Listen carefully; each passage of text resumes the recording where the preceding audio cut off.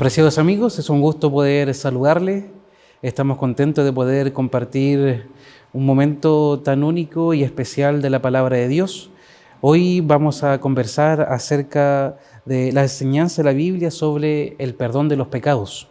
Es interesante notar la importancia y la trascendencia que tiene para la experiencia del cristiano el saber quién y cómo se produce el perdón de nuestros pecados.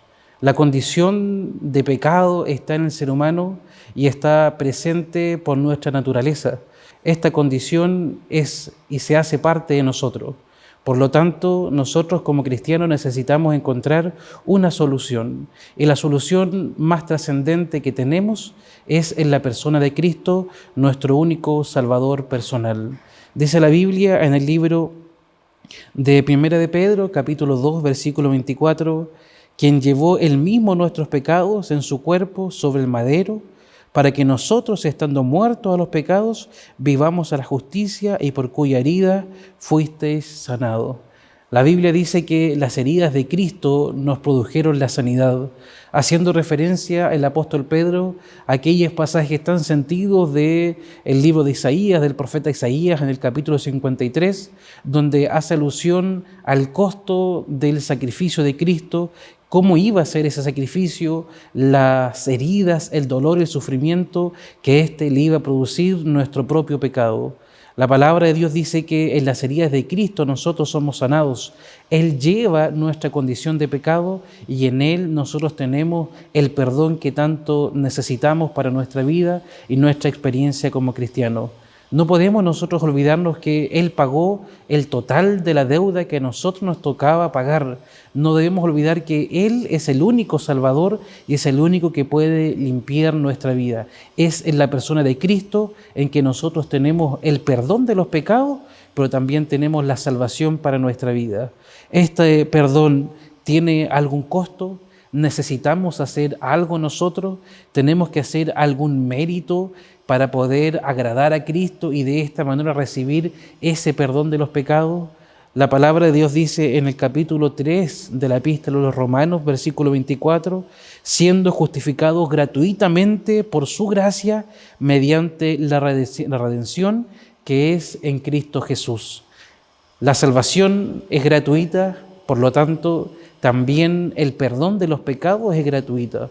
Nosotros no tenemos que hacer nada para recibir el perdón de pecado. No hay ninguna acción que a nosotros nos valide para recibir el perdón de los pecados. Solamente es entregada de forma gratuita por los méritos de Cristo, la redención de Cristo, el sacrificio de Cristo. Aquella crucifixión es la que nos permite a nosotros tener el perdón de los pecados. ¿Qué nos resta a nosotros? ¿Será que hay algo que le corresponde al ser humano? Por supuesto que sí. Es esa actitud que nosotros debemos tener frente al pecado. Primero, reconocernos pecador, reconocer que necesitamos de Cristo, reconocer que como seres humanos tenemos esta tendencia hacia el pecado, por lo tanto necesitamos de este Salvador. Hay una parábola que es muy interesante, que todos conocemos, que se encuentra en Lucas capítulo 18, versículo 10 y versículo 14, que habla dos hombres que fueron para orar, para estar en comunión con Cristo, pero la actitud es muy diferente uno del otro. Dos hombres subieron al templo a orar, uno era fariseo y el otro era recaudador de impuestos.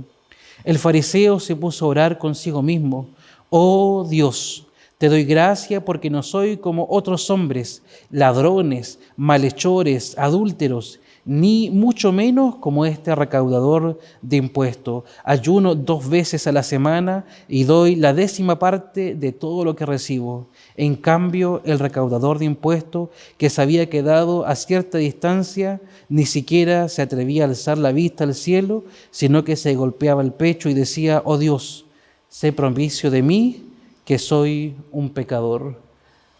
Jesús en esta parábola pregunta: ¿cuál de estos dos hombres habrá vuelto a su hogar reconfortado, restaurado, perdonado? Simplemente nosotros podemos reconocer que la actitud de este hombre publicano, de este varón que tenía este rol, este trabajo tan despreciado por su sociedad, que sentía vergüenza, Sentía oprobio de levantar la vista al cielo y tener aquel mérito de la salvación en Cristo Jesús. Simplemente Él dice: sé propicio de mí, que soy pecador. Debiésemos nosotros tener una actitud muy similar, reconocernos pecador, reconociendo que ni siquiera nuestra vida espiritual, ni el esfuerzo que yo pueda hacer por estudiar la Biblia constantemente, ni esa perfección que yo intento lograr espiritualmente, me permite tener como resultado aquella bendición del perdón de los pecados. El perdón de los pecados es gratuito y eso lo compró nuestro Señor Jesucristo en la cruz para cada uno de nosotros. Por lo tanto, podemos ir libremente ante Él a suplicar este perdón, no teniendo la actitud del fariseo, diciendo: Señor, yo voy a la iglesia, Señor, yo estudio la Biblia, Señor, yo diezmo, Señor, yo tengo estos méritos, por lo tanto necesito y te obligo que tú perdones mis pecados. El perdón de los pecados es gratuito. No podemos hacer nada para poder obtener aquellos perdones.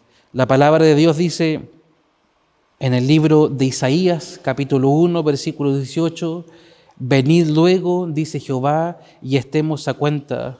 Si vuestros pecados fueran como la grana, como la nieve, serán emblanquecidos. Si fueren rojos como el carmesí, vendrán a ser como blanca lana. Aquí está la invitación que Dios nos hace. ¿Qué podemos nosotros hacer? ¿Qué podemos esperar? ¿Cuánto tiempo va a pasar para que nos volvamos a Cristo?